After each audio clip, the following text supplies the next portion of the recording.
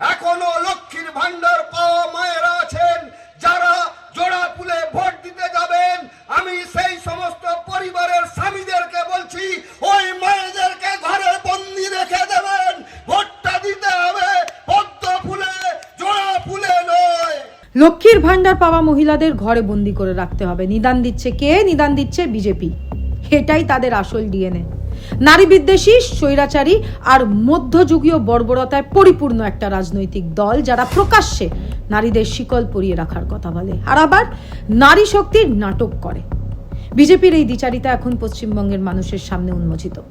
মমতা বন্দ্যোপাধ্যায়ের নেতৃত্বে বাংলার নারীরা যখন মাথা উঁচু করে বাঁচছে, আর্থিকভাবে তারা স্বনির্ভর হচ্ছে, তখন সেই ক্ষমতায়নকে সহ্য না করতে পেরে বিজেপি নারীদের ঘরে পুরে রাখার হুকুম দিচ্ছে।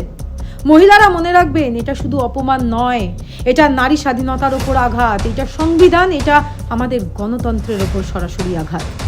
বিজেপি কি এই বাংলাকে আফগানিস্তান বানিয়ে চলতে চাইছে? মা বোনরা কি তাদের কাছে শুধু ভোগ্যপণ্য? লক্ষ্মীর ভান্ডার তো তাদের চোখে অপরাধ, কারণ শক্তিশালী নারী বিজেপির আসল শত্রু।